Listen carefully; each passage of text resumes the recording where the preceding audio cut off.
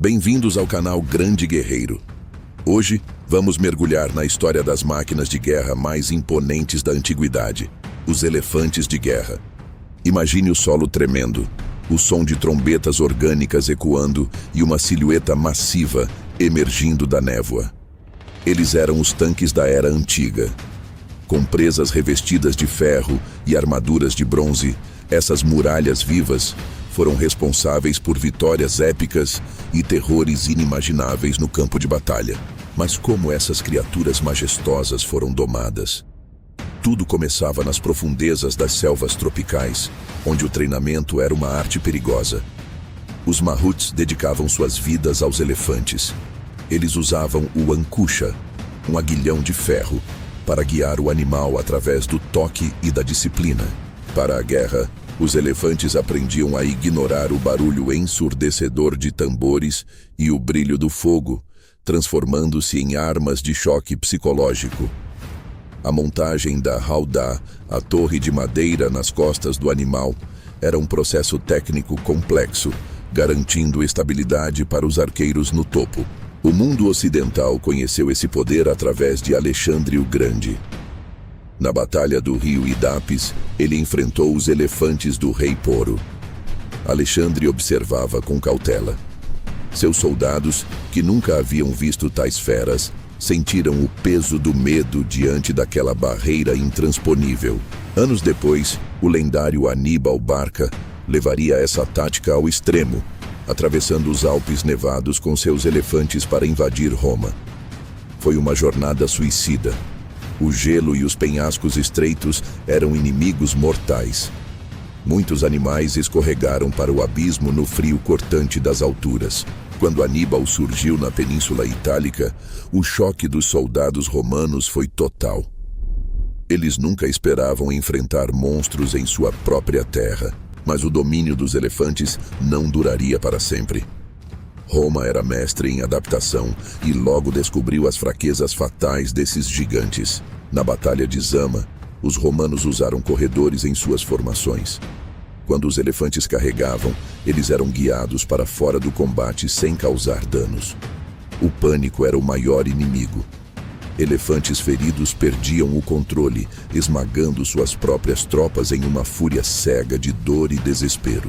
Os romanos até usaram porcos guinchando e fogo para desorientar os animais.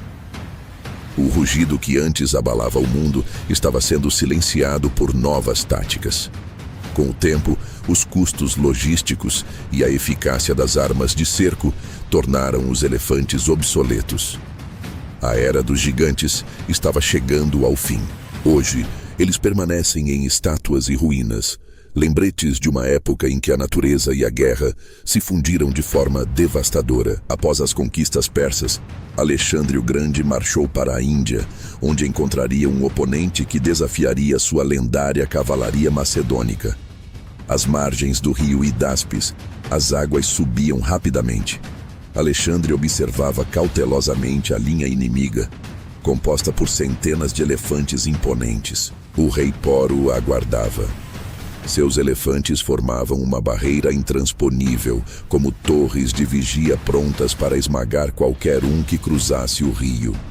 Os soldados gregos, veteranos de 1000 batalhas, sentiam o frio da chuva e o peso do medo. Suas mãos tremiam ao apertar as longas sariças. O choque foi brutal. Os elefantes avançaram pela lama, ignorando as lanças e transformando o campo de batalha em um massacre lamacento. As falanges macedônicas, antes invencíveis, foram rompidas. Os gritos dos homens eram abafados pelo rugido dos animais e pelo trovão da tempestade. Séculos depois, outro mestre da estratégia usaria esses gigantes para desafiar a própria Roma. Seu nome ecoaria pela história: Aníbal Barca. Aníbal tomou uma decisão impossível: cruzar os Alpes com um exército completo, incluindo 37 elefantes de guerra africanos. O frio era implacável. Aníbal liderava a coluna, sua capa vermelha chicoteando ao vento, enquanto encorajava seus homens e seus animais exaustos. O gelo era o maior inimigo.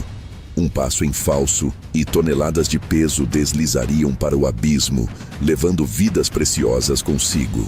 À noite, o exército cartaginês movia-se como uma serpente de fogo. Tochas iluminavam as fendas profundas das montanhas em meio à nevasca. Quando a manhã chegou às planícies italianas, os soldados romanos viram algo que parecia ter saído de um pesadelo. O terror era absoluto. Os romanos nunca tinham enfrentado monstros tão grandes e o impacto psicológico foi a arma mais poderosa de Aníbal. Mas Roma era resiliente. Eles estudaram seus inimigos e desenvolveram táticas para transformar a força dos elefantes em sua maior fraqueza. Na Batalha de Zama, o general Cipião africano ordenou que suas linhas se abrissem, criando corredores para os elefantes passarem sem causar danos. Os gigantes, seguindo o caminho de menor resistência, corriam pelos corredores enquanto eram atingidos por dardos de ambos os lados. O caos atingiu o ápice quando os romanos usaram o fogo.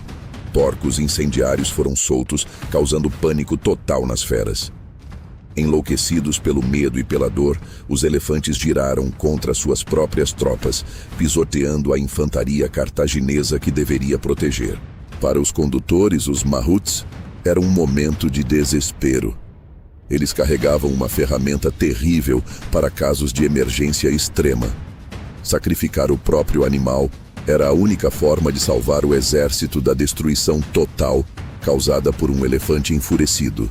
Com o tempo, o custo de manter esses animais e a evolução das armas de longo alcance tornaram os elefantes obsoletos. Hoje, restam apenas as histórias e as relíquias de uma era onde a natureza e a guerra se fundiam de forma monumental. Obrigado por acompanhar o Grande Guerreiro. A história dos elefantes de guerra é um lembrete da ambição humana e do poder da natureza. Inscreva-se para mais jornadas históricas. Até a próxima batalha.